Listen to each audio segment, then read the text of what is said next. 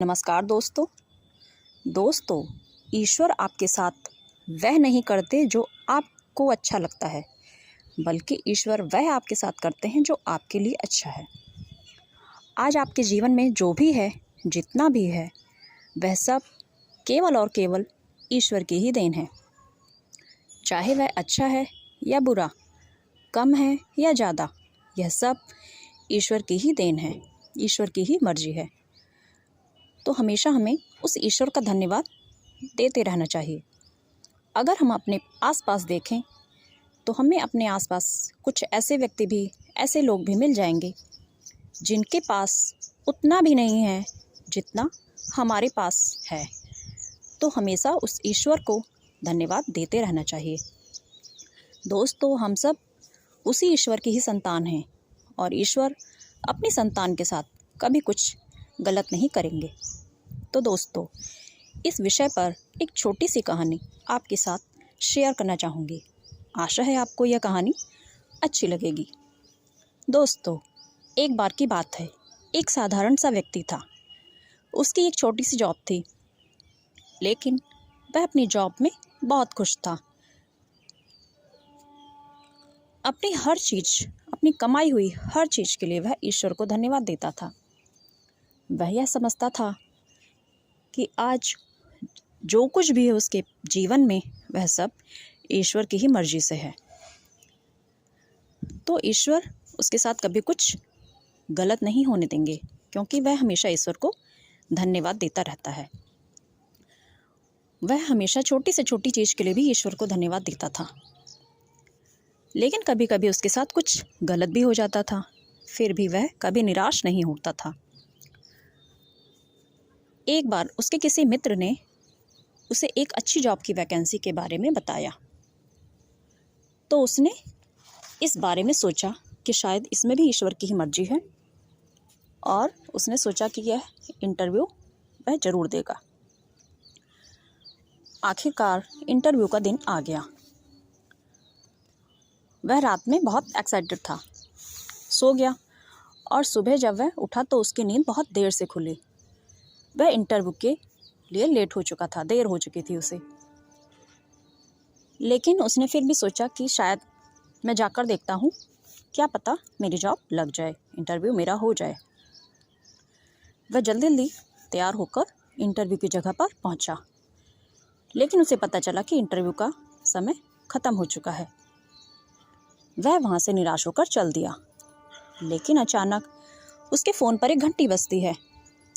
बात करने पर उसे पता चलता है कि वह इंटरव्यूअर का फ़ोन है। वह बहुत खुश हो जाता है कि शायद मेरी जॉब लग जाएगी। लेकिन अचानक उसके हाथ से उसका फ़ोन छूट जाता है और उसका फ़ोन डिस्कनेक्ट हो जाता है, डिस्चार्ज हो जाता है। आखिरकार वह निराश होकर अपने घर लौट आता है। पूरे दिन की थकान व तनाव के कारण वह जैसे ही बिस्तर पर लेटा, उसे तुरंत नींद आ गई। नींद में वह सपने में ईश्वर से बात कर रहा था कि ईश्वर, आपने मेरे साथ इतना गलत क्यों होने दिया, मेरी उस कंपनी में जॉब क्यों नहीं लगने दी। तो ईश्वर ने उसे बताया कि यह सब मेरी ही मर्जी से हुआ था। मैंने ही सुबह तुम्हारी नींद देर से खुलवाई और तुम्हारा फ़ोन डिस्कनेक्ट और डिस्चार्ज भी मैंने ही करवाया, ताकि उस कंपनी में तुम्हारी जॉब न लगे, क्योंकि वह कंपनी बहुत बड़ी घोटालेबाज है। वह लोगों को इसी तरह बहला फुसलाकर अच्छी सैलरी का ऑफ़र करके अपनी कंपनी में रख तो लेती है, लेकिन जब व्यक्ति उस कंपनी में लग जाता है तो उससे अधिक काम करवाती है तथा उसकी सैलरी देने में भी आनाकानी करती है, और अंत में परेशान होकर वह व्यक्ति उस कंपनी को छोड़ देता है तथा वह पहली कंपनी से भी चला जाता है और दूसरी कंपनी से भी। इसीलिए मैं तुम्हें यह कंपनी में जॉब नहीं करने देना चाह रहा था। मैं तुम्हारे साथ कभी कुछ गलत नहीं होने दूंगा। तुम हमेशा मेरी भक्ति करते रहते हो, हमेशा हर चीज़ के लिए मुझे धन्यवाद देते हो, इसीलिए मैंने तुम्हारे साथ ऐसा किया। मैं तुम्हें इसलिए यह सब बता रहा हूँ, क्योंकि तुम मेरे बहुत बड़े भक्त हो। आखिरकार जब उसकी नींद खुली तो उसकी सारी चिंता खत्म हो गई और वह फिर दोबारा से ईश्वर को धन्यवाद देने लगा।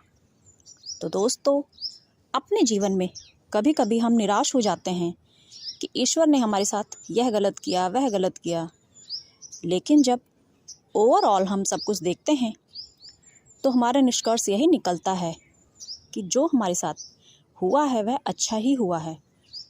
तो दोस्तों, हर चीज़ के लिए, हर क्षण के लिए ईश्वर को हमेशा धन्यवाद देते रहना चाहिए। ईश्वर हमारे साथ वही करते हैं जो हमारे लिए अच्छा है, बल्कि वह नहीं करते जो हमें अच्छा लगता है। जो हमारे लिए अच्छा होता है वही ईश्वर हमारे लिए करते हैं। तो दोस्तों, वीडियो में सुनाई गई कहानी आपको कैसी लगी प्लीज़ कमेंट्स में बताएं, तथा अच्छी लगे तो इसे लाइक अवश्य करें तथा चैनल को सब्सक्राइब अवश्य करें। तब तक के लिए ओम नमः शिवाय।